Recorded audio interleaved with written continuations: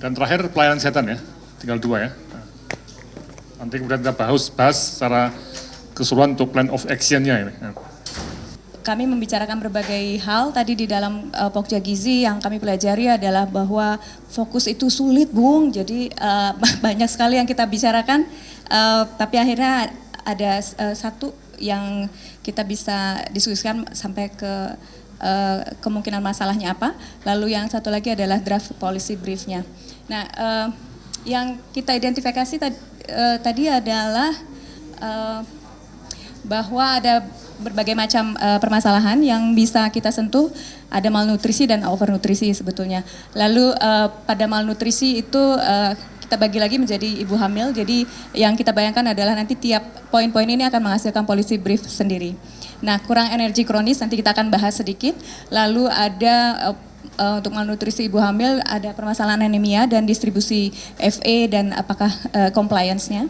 Lalu preeklamsi dan eklamsia yang mungkin belum terlalu jelas peraturannya bagaimana. Malnutrisi pada bayi dan balita, kita tidak menemukan adanya peraturan yang khusus, regulasi yang khusus mengenai stunting, anak-anak stunting. Ada yang kurang gizi tapi stuntingnya sendiri tidak. Lalu, next Mas. Malnutrisi pada wanita usia subur, tadi mungkin udah disentuh sedikit oleh KIA ya, bahwa apakah kita hanya fokus pada anemia pada remaja atau juga harus lebih ke persiapan sebelum kehamilan atau pra pernikahan, yang mungkin jatuhnya nanti adalah bagaimana BKKBN lebih berperan penting gitu ya. Lalu ada juga kita diskusikan malnutrisi di rumah sakit yang nanti akan dibahas lebih dalam dengan oleh Ibu Dewi. Lalu kita juga berdiskusi sedikit mengenai overnutrisi, yaitu bahwa belum ada, diantaranya adalah peraturan yang belum ada mengenai permasalahan fast food, restoran, peredaran makanan di Indonesia, label gizi dan termasuk glycemic index-nya karena diabetes sekarang udah jadi epidemi mungkin ya di Indonesia. Lalu ada batas maksimal garam dalam makanan yang beredar di Indonesia. Lalu bagaimana pengaturan peran media dan iklan mengenai makanan ini.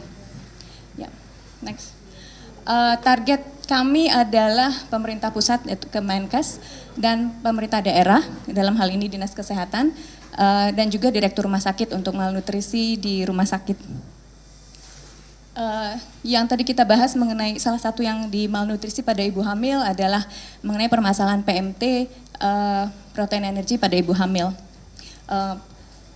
Yang kita lihat adalah bahwa di dalam pasal 142 Undang-Undang Kesehatan itu pemerintah pusat yang bertanggung jawab pada pemenuhan kecukupan gizi pada keluarga miskin dan dalam situasi darurat.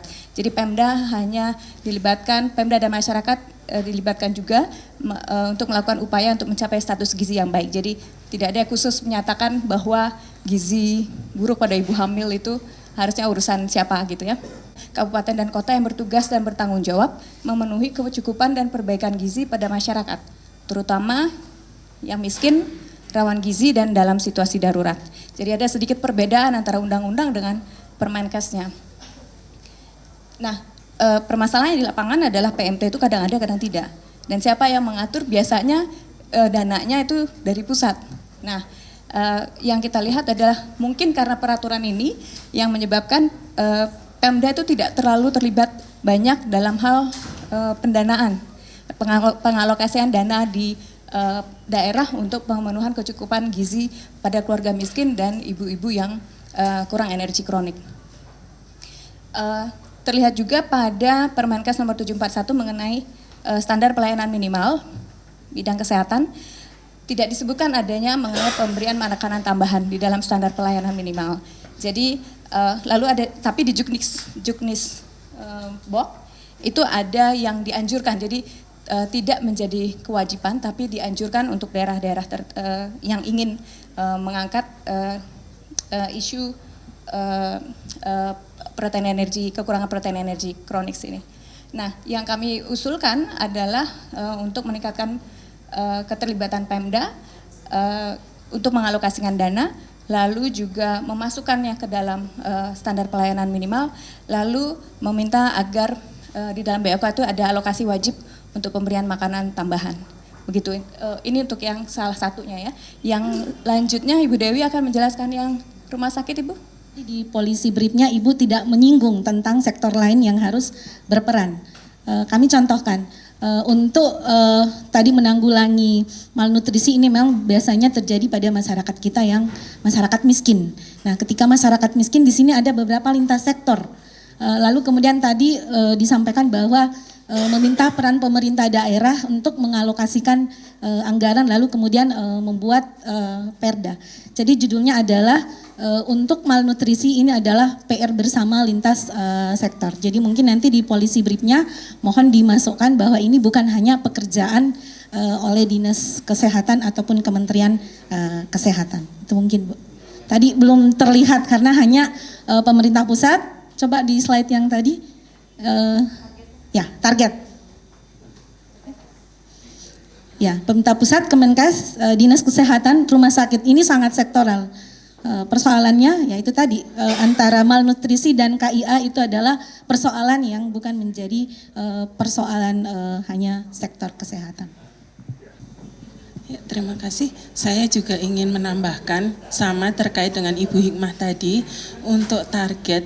Setidaknya kita juga melihat dari masyarakatnya itu sendiri, bagaimana membuat masyarakat itu mandiri ya. Jadi melalui pemberdayaan masyarakat ya. Jadi tidak hanya kita mensuplai PMT terus, tapi masyarakatnya jadi tergantung, tidak mandiri gitu. Ya, saya rasa itu saja. Kita sudah bicara solusi pemberdayaan. Jadi makanya kita kembali lagi lihat di Malaysia itu pemberdayanya gimana. Kita sudah tahu pemberdayaan itu penting, tapi banyak kegiatan pemberdayaan itu tidak efektif di sini. Sebenarnya posyandu itu sudah luar biasa polisinya, tetapi manajemen posyandunya yang tidak dilakukan. Nah, sehingga saya sendiri dalam seperti ini mengusulkan bahwa opsi dari manajemen posyandu yang lebih baik itu gimana? Berbasis PKK, berbasis LSM misalnya salah satunya, atau berbasis private system misalnya gitu. Nah, itu yang harus kita kasih opsi, karena selama ini kebekuan dalam strategi posyandu tadi sudah luar biasa. Tapi kita masih bicara pemberdayaan, ya itu sudah pasti benar. Tapi yang jadi masalah itu strategi, opsi yang lebih baik. Makanya kita pergi ke negara-negara yang sudah bagus itu, posyandu mereka seperti apa. Saya nggak usah nyari masalah banyak lagi sebabnya, masalahnya ya itu. Cuma di sana satu solusi bisa menyelesaikan banyak masalah. Kenapa di sini satu solusi masalahnya cuma itu dan tidak terselesaikan. Jadi opsi yang tadi dibangun berbasis mencari masalah baru itu ya juga nggak masalah. Itu kalau memang masalahnya sangat spesifik. Tapi sebenarnya kita seperti beli baju, kita nggak usah ngukur baju pun sekarang bisa beli baju yang bagus, yang cocok. Karena sudah ada opsi-opsi yang tersedia. Nah, seperti itu yang saya maksud. Jadi kajian tadi sebenarnya lebih, memang yang paling menarik untuk belajar solusi tadi adalah belajar dari negara lain atau provinsi lain yang tertulis. Nah, kita sayangnya tidak banyak menulis best practice itu. Bu Hikmah tadi terkait dengan sektor lain misalnya pertanian, bagaimana kita ketahanan pangan seperti itu. Jadi kita melibatkan beberapa sektor-sektor yang bisa untuk memberdayakan masyarakat. Itu yang kami maksudkan. Mau dijawab? Ya, saya rasa terima kasih atas masukannya, semua sangat baik, terutama yang mengenai multisektoral tadi yang memang luput dari diskusi kami, dan mengenai pemberdayaan masyarakat itu memang penting, dan sebetulnya Pak Posyandu itu kan pos pelayanan terpadu, harusnya nggak cuma kesehatan ada di situ, harusnya pertanian ada di situ juga ya, memang walaupun isinya bidan aja sama ini. Kita lihat bisa banyak, ada matriks tadi itu juga, waduh luar biasa, pusing nanti ya Pak. Nah, dan nanti juga akan terkait dengan soalnya dalam konteks kebijakan ya, itu polisi brief ini, itu targetnya apa? Nanti kita setelah semua ini kita bahas bentar mengenai dan UXJ termasuk sebenarnya targetnya itu apa? Membuat kebijakan apa atau merubah kebijakan apa, itu nanti harus jelas. Ya, paham ya? Ini ya. Oke, masih tepuk tangan ya. Di Pokja Pelayanan Kesehatan itu sebenarnya ada 4 subtim. Jadi ada satu yang fokusnya ke pengguna pelayanan, kemudian ada satu yang fokusnya di pelayanan primer, lalu ada 2 yang di rumah sakit, RAS juga sebenarnya. Jadi terkait dengan BLUD Pak, dengan BLUD di daerah. Jadi karena selama ini kan yang mengeluarkan peraturan tentang BLUD itu selain ada undang-undangnya juga ada Permendagrinya yang sekarang sudah mengalami revisi juga. Kemudian ada implementasi di daerah itu belum tentu sesuai dengan apa yang menjadi filosofi atau semangat dari BLUD itu sendiri. Kalau kita lihat dari sejarahnya, kami tadi konsul ke Pak Mubasir juga bahwa harus melihat apa aplikasinya atau apa evidence yang bahwa praktek yang terjadi selama ini sudah benar atau tidak benar gitu ya. Cuman kami tadi dalam proses mengumpulkan evidence itu memang butuh waktu karena kita harus browsing dulu dan sebagainya. Tapi ada beberapa yang saya cuplik, salah satunya dari terkait dengan sejarah perkembangan pelayanan kesehatan, bahwa memang di masa lalu ketika rumah sakit itu masih terlalu birokratis, beda sekali suasananya dengan ketika dia sudah mendapatkan sedikit kewenangan untuk mengelola sumber dayanya. Apalagi dengan BLUD kemudian harusnya logikanya itu makin baik gitu ya, karena dia menjadi lebih fleksibel, lebih responsif terhadap kebutuhan masyarakat dan seterusnya. Nah, kemudian kita lihat slide di pengalaman di berbagai rumah sakit di negara lain, terutama di negara maju, ada memang negara-negara yang sudah menerapkan istilahnya itu otonomi terhadap pelayanan kesehatan. Jadi rumah sakit yang ada itu diberikan, bahkan seperti di Belanda itu dia lebih seperti private gitu. Jadi rumah sakit umumnya itu adalah rumah sakit private, kecuali teaching hospitalnya. Slide, kita lihat salah satunya di Spanyol itu memang otonomi itu jadinya menyebabkan rumah sakit lebih banyak terpapar dengan kekuatan politis, karena mereka lebih punya fleksibilitas, lalu kemudian untuk melakukan negosiasi itu mereka harus melakukannya sendiri. Nah, kemudian di sana juga penelitiannya mengatakan bahwa model lama seperti command and control itu terhadap dari pemerintah terhadap rumah sakit itu juga bukan sesuatu yang tepat lagi untuk diaplikasikan. Dan kemudian tapi dengan adanya tekanan politik malah justru sulit untuk melakukan evaluasi terhadap inovasi-inovasi yang dilakukan terhadap governance rumah sakitnya. Right? Kemudian kalau yang di Belanda itu juga tadi saya sampaikan karena di sana seperti private, jadi agak beda dengan suasana di kita, ya, di mana kita ini masih rumah sakit pemerintah. Right? Nah, kami juga melakukan monef di 2 rumah sakit daerah. Kami menemukan ternyata implementasi dari fleksibilitas ini sangat berbeda dengan yang seharusnya terjadi. Jadi misalnya mereka harusnya membuat kebijakan di level daerah, yang kemudian kebijakan ini sebenarnya merupakan implementasi dari undang-undang dan Permendagri. Tapi kenyataannya kebijakan yang kemudian dihasilkan oleh daerah ini malah lebih kaku daripada sebelum BLUD, sehingga menyebabkan pelayanan itu bukannya lebih mudah, tapi malah SPJ-nya tambah banyak. Jadi lebih ribet di administratif daripada di pelayanan. Nah, ini yang kemudian menjadi dasar kami untuk mungkin mengembangkan penelitian lebih lanjut, supaya kita menghasilkan sebenarnya berapa banyak sih rumah sakit yang ternyata implementasinya itu seperti ini, keliru. Tapi mungkin ada juga rumah sakit yang implementasinya sudah benar dan BLUD-nya berdampak ke perbaikan pelayanan. Nah, jadi rekomendasi kami ada beberapa.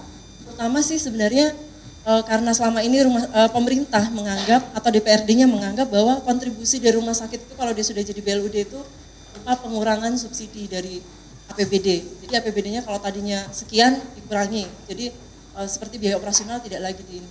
Tapi harusnya kan bukan hanya masalah keuangan ya. Kontribusi dari rumah sakit itu bisa berupa pelayanan publik yang lebih baik, yang lebih bertanggung jawab, lebih akuntabel. Sehingga harusnya ada indikator-indikator yang pasti, yang bisa mengukur seberapa akuntabel rumah sakit itu, seberapa efisien, seberapa efektif dan seterusnya.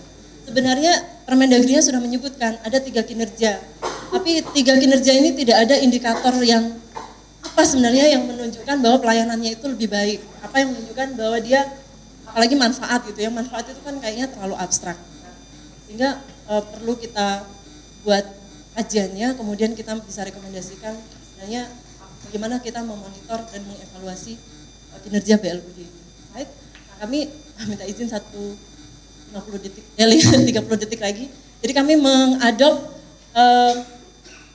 strategi yang dilakukan oleh IRE, mitra kami di organisasi think tank yang sudah punya pengalaman mungkin lebih banyak begitu ya dalam hal bagaimana mengadvokasi, mengambil kebijakan. Jadi Jadi mungkin langkah-langkahnya seperti ini, kita melakukan kajian, lalu kajian ini kita buat dalam bentuk policy brief atau naskah sanding, mereka istilahnya seperti itu, kemudian kita bisa mengembangkan jejaring, jadi tidak hanya UGM, tapi kita bisa bekerja sama dengan, mungkin di tempat ada tim juga yang concern dengan masalah ini, tapi yang jelas kami sudah punya mitra di Aceh, kemudian mungkin kita juga bisa mengembangkan mitra di NTT dan seterusnya.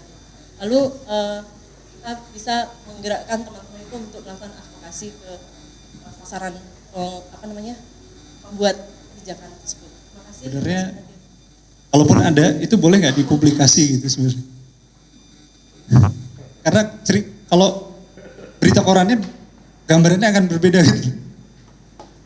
Ya, kalau di London, di Inggris itu di yang mati berapa di rumah itu disebutkan. Di rumah itu yang banyak mati yang. Saya menangkapnya jadi kayak gini, Prof. Jadi kayak ada semacam pemakluman bahwa dia adalah rumah sakit pendidikan. Jadi kalau kualitasnya kurang, ya publik menangkapnya begitu gitu. Seolah gitu. Jauh, tapi mungkin hanya aksesibilitasnya kurang ada. Tapi sebenarnya jangan-jangan rumah sakit di sekitar Asia ini saja sudah banyak yang lebih bagus milik pemerintah. Makanya kita sekali lagi perlu jalan-jalan, harus menggunakan uang publik, tapi mengerti apa yang dilakukan oleh di Filipina, di Malaysia, di Thailand yang jelas-jelas. Waktu kita ngomong sama orang pemerintahnya itu juga gampang, dia juga paham tentang Thailand. Tapi kalau sudah jauh-jauh dia juga pusing. Itu sebenarnya yang Prof. Saya agak ini sama guru saya Pak Mubasir ini. Ya tadi terlalu jauh jalan-jalannya mungkinnya. Kalau saya memposisikan diri saya sebagai Menteri Kesehatan, agak mesti baca agak lama dulu gitu. Jadi yang di Spanyol itu mungkin lampiran saja. Kalau saya mau memilih opsinya apa BLUD atau bukan BLUD, mungkin lebih baik argumentasinya yang ada di tempat kita karena konteksnya mungkin akan lebih masuk kepada otak saya kalau BLUD itu bikin ribet administrasi misalnya, atau lebih memudahkan pekerjaan kita yang ada di rumah sakit ataupun di puskesmas. Nah pertimbangan itulah yang argumentasi kebijakan itulah yang kalau gitu ya udahlah di BLUD atau nggak usah BLUD. Mungkin itu yang lebih akan di dalam policy brief lebih masuk kepada pengambil kebijakan.